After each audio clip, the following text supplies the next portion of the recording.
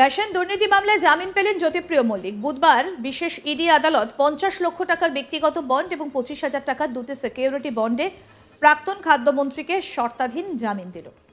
Ration দুর্নীতিতে যুক্ত থাকার অভিযোগে 2023 সালের 27শে অক্টোবর গ্রেফতার হয়েছিলেন তিনি।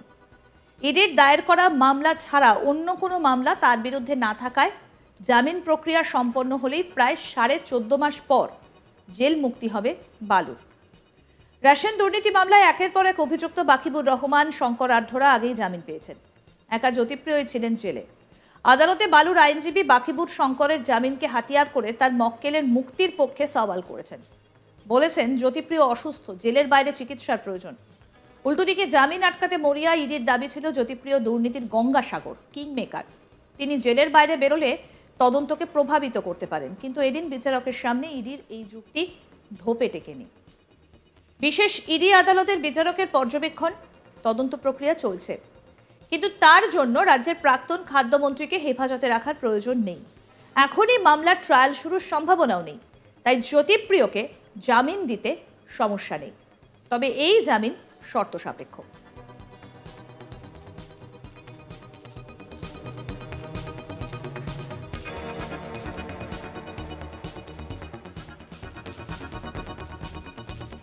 তবে জেল মুক্তির পরও কয়েকটা বিষয় তাকে মেনে চলতে হবে। তদন্তকারী আধিকারিকদের সহযোগিতা করতে হবে, বিচার প্রক্রিয়ায় নিয়মিত উপস্থিত থাকতে হবে, সাক্ষীদের প্রভাবিত করা চলবে না, পাসপোর্ট ভিসা জমা রাখতে হবে, আদালতের অনুমতি ছাড়া রাজ্যের বাইরে যেতে পারবেন না।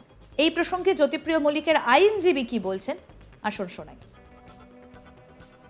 কোর্টের অবজারভেশন এটা, একটা লোক দীর্ঘদিন ধরে কাস্টাডি আছে, সেটা এক নম্বর তার অবজারভেশন। 2 নম্বর হচ্ছে নতুন করে অ্যারেস্ট হয়েছে, তাদের চার্জশিট হবে, তাদের আবার ইনভেস্টিগেশন চলছে, আরো ইনভেস্টিগেশন হচ্ছে কোর্টের ডাইরেকশনে। কারণ এই টোটাল ইনভেস্টিগেশন যে কতদিন চলবে সেটাও কোর্টকে দেখছেন। কোর্ট দেখার পরে যদি এই কেসটা আমার 1 মাসের মধ্যে ট্রায়াল শেষ হতো তাহলে কোর্ট নিশ্চয়ই বেল দিতেন না। যদি কেসটা 6 মাসের মধ্যে ট্রায়াল শেষ হতো তাহলে বেল দিতেন না। তো এইসব পরিপ্রেক্ষিতে কোর্ট বেল দিয়েছেন এবং রিজন অর্ডারই দিয়েছেন, যেটার মধ্যে আমাদের কোনো রকম খারাপ কিছু দেখিনি। সুতরাং কোর্ট তার নিরপেক্ষতা বজায় রেখে ল্যান্ডেড কোর্ট আজকে জ্যোতিপ্রিয় মল্লিককে বেল দিয়েছেন উইথ সার্টেন কন্ডিশনস, যেখানে তিনি বলেছেন তার পাসপোর্টটা জমা দিতে হবে 1 নম্বর। 2 নম্বর হচ্ছে উনি মোবাইল, ওনার যে পার্সোনাল মোবাইল আছে সেই মোবাইলটা 24 আওয়ার্স অন রাখতে হবে এবং আইওকে মোবাইল নাম্বার দিতে হবে। আর একটা কন্ডিশন দিয়েছেন যে উনি কোনো মিডিয়ার কাছে কোনো রকমভাবে কোনো কথা বলবেন না। আর একটা অর্ডার দিয়েছেন যে ওনাকে সবসময় অ্যাভেলেবেল থাকতে হবে যেখানেই থাকুক, এবং আয়ের সঙ্গে যদি দরকার মনে করে আয়ের সঙ্গে দেখা করতে হবে। আর একটা কন্ডিশন আছে যে কোনো রকমভাবে ট্যাম্পারিং করতে পারবে না। যা ক্যাজুয়াল অ্যাকচুয়ালি যে সমস্ত কন্ডিশনগুলো হয় সেই সমস্ত কন্ডিশনগুলো কোর্ট ইম্পোজ করেছে।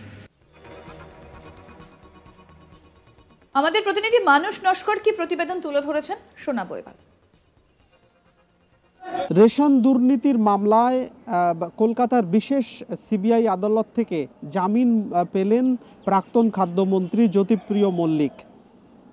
2023 সালের অক্টোবর মাসে রেশনে দুর্নীতির ঘটনায় এনফোর্সমেন্ট ডিরেক্টরেট ইডি তাকে গ্রেপ্তার করেছিল। তার বিরুদ্ধে অন্য কোনো মামলা না থাকায় তার আগামীকালকের মধ্যেই তার জেল মুক্তি হতে চলেছে বলে আমরা আদালত সূত্রে জানতে পাচ্ছি। আদালতে তার তরফে আইনজীবীদের যুক্তি ছিল রেশন দুর্নীতির ঘটনায় বাকিবুর রহমান, শঙ্কর আড্ডর মতো মূল যারা অভিযুক্ত ছিল, যাদের বয়ানের ভিত্তিতে তাকে গ্রেপ্তার করা হয়েছিল, তারা ইতিমধ্যে জামিন পেয়েছেন। প্রাক্তন খাদ্যমন্ত্রী কেন জেলে রয়েছেন, তার বিরুদ্ধে এনফোর্সমেন্ট ডিরেক্টরেট বা ইডি কি তথ্য প্রমাণ দিতে পেরেছে, এই প্রশ্নের সামনে কার্যত ইডি এতদিন ধরে তাকে গ্রেপ্তার করে রাখার পরও তার বিরুদ্ধে উপযুক্ত কোনো তথ্য প্রমাণ না দিতে পারায় তার জামিন মঞ্জুর করেছে ইডির বিশেষ আদালত। তবে তার জামিনে বেশ কিছু শর্ত আরোপ করা হয়েছে। 50 লক্ষ টাকার ব্যক্তিগত বন্ড তাকে জমা রাখতে হবে, এছাড়া 25,000 টাকার দুটো সিকিউরিটি বন্ড নিম্ন আদালতে জমা রাখতে হবে। এই শর্তে তার জামিন মঞ্জুর করেছে সিবিআই এর বিশেষ আদালত। প্রসঙ্গত আগের দিনের শুনানিতেই বিচারক যেভাবে ইডির উদ্দেশ্যে প্রশ্ন ছুড়েছিলেন বা প্রশ্ন তুলেছিলেন ইডির তদন্ত প্রক্রিয়া নিয়ে, তখনই ইঙ্গিত পাওয়া যাচ্ছিল যে প্রাক্তন খাদ্যমন্ত্রী জ্যোতিপ্রিয় মল্লিকের জেল মুক্তি হতে চলেছে বা তার জামিন মঞ্জুর করতে পারেন বিচারক।